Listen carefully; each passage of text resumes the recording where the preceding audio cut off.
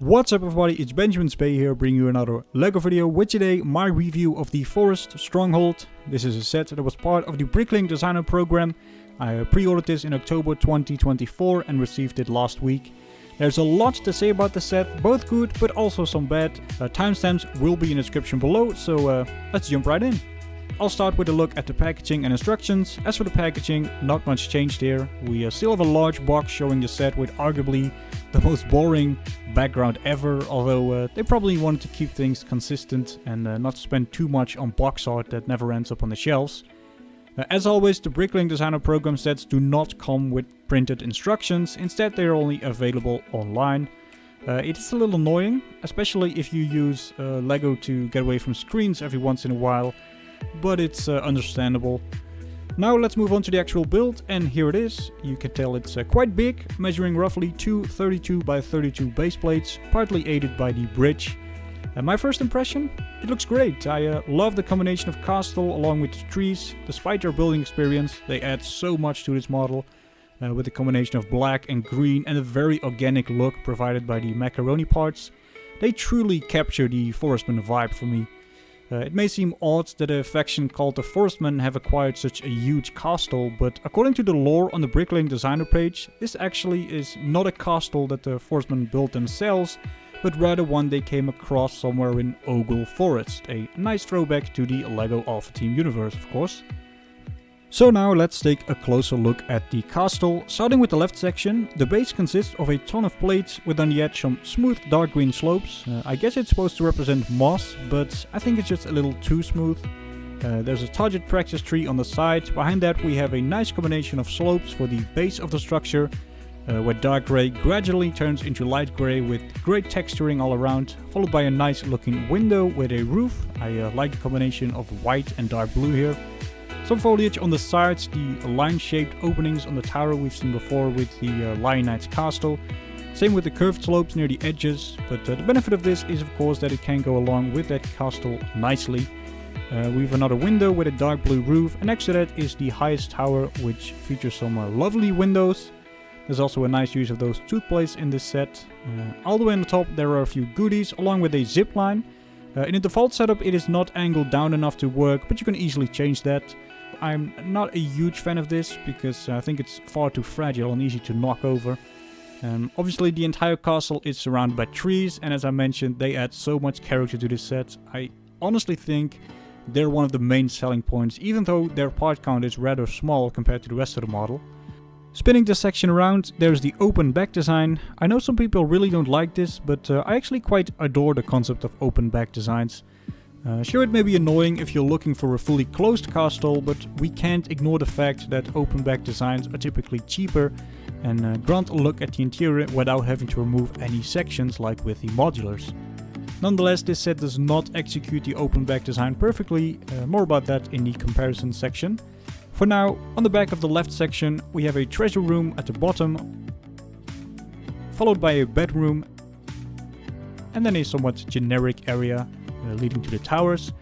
While the interior looks great, the way it's built immediately made me realize that this is a display set. Some details are either easily knocked off or hard to reach.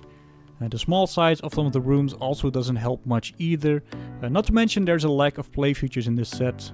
I do like the addition of ladders here, or climbing ropes in some cases, so we don't need the power of flight to reach all the areas. Next, let's cross the bridge. It's fairly basic. There are some studs for posing minifigures, but unfortunately they are open studs rather than solid ones. The bridge can be removed, creating two smaller castles which you can combine in various ways to create a new bigger castle. I really like this feature because it allows you to mix things up and keep your display fresh and interesting. Now we arrive at the second main structure. This one is slightly larger. The premise is the same, a ton of plates, more dark green slopes, a dark grey base, and then the light grey towers again. The stairs are somewhat interesting, though we have seen the technique before. There's a small pond next to them. Moving up we have more towers. I particularly like this one with the tall windows. Upstairs there's a lot of room for posing minifigures and various accessories. Once again, a special mention for the trees all around. And then we spin the model around for more interior. Sadly, the bottom room is problematic. I truly wonder how I'm supposed to reach those weapons back there. The table is nice and can actually be removed, but the ceiling is far too low, which also makes it hard to place minifigures inside.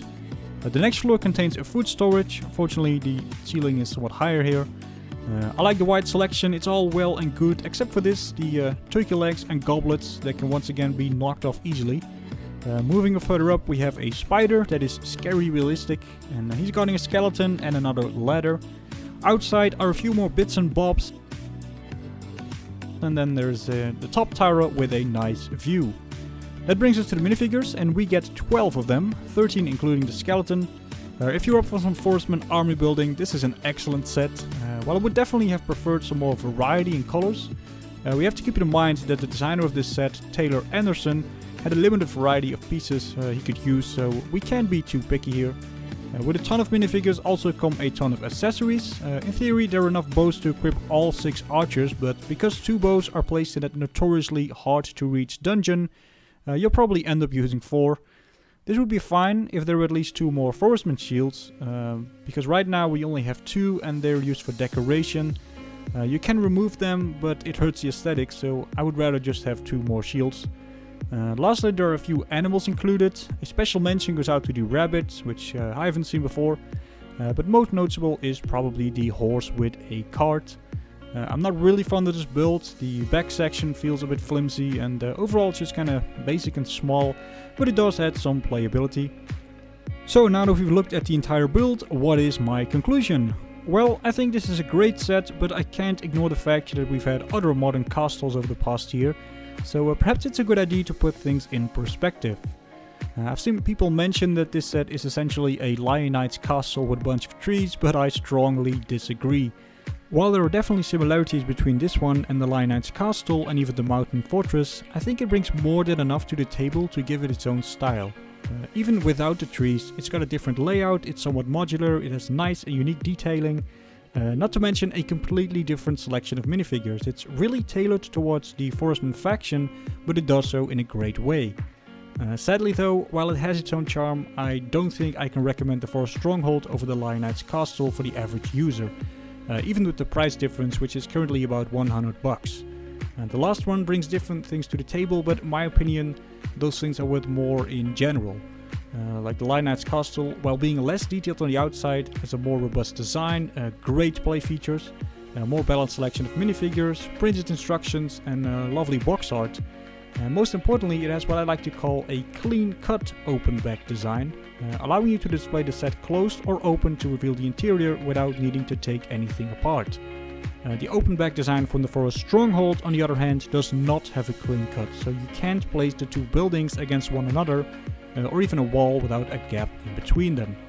I will give it some credit because of how easily the castle can be divided in 2 sections, and you can create different cool layouts, but in my opinion that's just not enough to tip it over the edge. When I add all of this to some of those fragile details, a lack of play features and the small rooms, it may become clear why to me the Forest Stronghold feels a bit underwhelming.